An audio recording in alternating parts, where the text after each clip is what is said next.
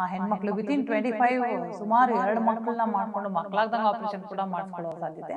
So one reason for ಮತ್ತೆ stress ಜಾಸ್ತಿ ಆಗ್ತಿದೆ, ಸೆಡೆಂಟರಿ ಲೈಫ್ ಸ್ಟೈಲ್ ಜಾಸ್ತಿ ಆಗಿ ಈ PCOS ಅಂತ ಕಾಯಿಲೆಗಳು ಜಾಸ್ತಿ ಆಗ್ತಿದೆ, ಥೈರಾಯ್ಡ್ ಅಂತ ಕಾಯಿಲೆಗಳು ಜಾಸ್ತಿ ಆಗ್ತಿದೆ. ಇತ್ತೀಚೆಗೆ ಮಹಿಳೆಯರು ತಾಯಿ ಆಗೋದು ತುಂಬಾ ಕಾಂಪ್ಲಿಕೇಟೆಡ್ ಆಗ್ತಿದ್ಯಾ? ಹೇಗೆ ಏನಾದ್ರೂ ರೀಸನ್ ಇದೆಯಾ? ಮುಂಚೆನೇ ನಾವು ಗಮನಿಸಬಹುದು, ಯಾವುದೇ ಔಷಧಿ ಹೋಗ್ತಿರ್ಲಿಲ್ಲ, ಇಷ್ಟೊಂದು ಟ್ರೀಟ್ಮೆಂಟ್ ಎಲ್ಲ ಇರ್ಲಿಲ್ಲ, ಅಂದ್ರೆ ಅವಾಗ ಸ್ಟ್ರೆಸ್ ಕೂಡ ತುಂಬಾ ಕಡಿಮೆ ಇತ್ತು. ಅದೆಲ್ಲ ರೀಸನ್ ಹೇಗೆ ಏನು?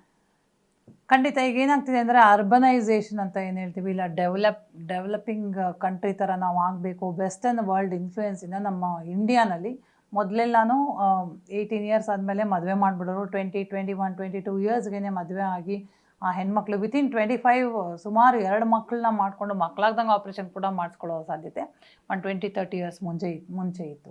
ಈಗ ಆಲ್ಮೋಸ್ಟ್ ಅರೌಂಡ್ 20-25 ಇಯರ್ಸಿಂದ ಈಗ ಏನಾಗ್ತದೆ, ಎಲ್ಲ ಹೆಣ್ಮಕ್ಳಿಗೂ ವಿದ್ಯೆ ಕೊಡಬೇಕು, ಅವರೂ ಕೆರಿಯರ್ಗೆ ಹೋಗಬೇಕು, ಅವರು ಕೆಲಸ ಮಾಡಬೇಕು, ಅವ್ರ ಕಾಲ ಮೇಲೆ ಅವ್ರು ನಿಂತ್ಕೋಬೇಕು, ಇಂಡಿಪೆಂಡೆಂಟ್ ಆಗಬೇಕು ಅಂತ ಎಲ್ಲ ತಂದೆ ತಾಯಿಗಳಿಗೂ ಆಸೆ ಆ ಥರ ಆಗಿರೋದ್ರಿಂದ ಎಲ್ಲ ಹೆಣ್ಮಕ್ಳು ಮೊದಲು ಬರೀ ಗ್ರ್ಯಾಜುಯೇಟ್ ಓದ್ತಿದ್ರು, ಪೋಸ್ಟ್ ಗ್ರ್ಯಾಜುಯೇಟು, PhD ಅಂತೆ ಕೆಲಸ ಮಾಡಿದಾಗ ಅವ್ರು ನಾವು ಸೆಟ್ಲ್ ಆಗಬೇಕು ಅಂತಲ್ಲ.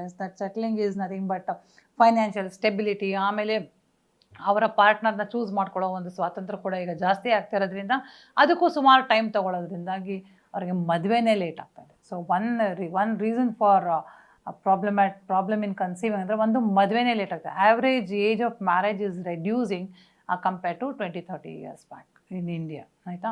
ಸೊ ಅದು ಒಂದು ರೀಸನ್ನು. ಇನ್ನೊಂದು ಈ ಬ್ಯಾಡ್ ಲೈಫ್ ಸ್ಟೈಲ್, ಇಲ್ಲ ಅರ್ಬನೈಸೇಷನಿಂದಾಗಿ ಎಲ್ಲರೂ ಮಕ್ಕಳು ದುಡಿತಾ ಇದ್ದಾರೆ, ಎಲ್ಲರಿಗೂ ಈಸಿಯಾಗಿ ಕೂತಲ್ಲೇ ಊಟ ತಿಂಡಿ ಬರುತ್ತೆ, ಒಂದು ಆರ್ಡ್ರ್ ಮಾಡ್ತೀರಾ, ನಿಮ್ಗೆ ಯಾವ ಫುಡ್ ಯಾವ ಟೈಮಲ್ಲಿ ಅದರ ಬರುತ್ತೆ ಅನ್ನೋ ಒಂದು ಅನುಕೂಲಗಳು ಬಂದಿರೋದ್ರಿಂದ ಓವರ್ ವೇಟ್ ಜಾಸ್ತಿ ಆಗ್ತಾಯಿದೆ, ಮತ್ತು ಸ್ಟ್ರೆಸ್ ಜಾಸ್ತಿ ಆಗ್ತಿದೆ, ಸೆಡೆಂಟ್ರಿ ಲೈಫ್ ಸ್ಟೈಲ್ ಜಾಸ್ತಿ ಆಗಿ ಈ PCOS ಅಂತ ಕಾಯಿಲೆಗಳು ಜಾಸ್ತಿ ಆಗ್ತಿದೆ, ಥೈರಾಯ್ಡ್ ಅಂತ ಕಾಯಿಲೆಗಳು ಜಾಸ್ತಿ ಆಗ್ತದೆ.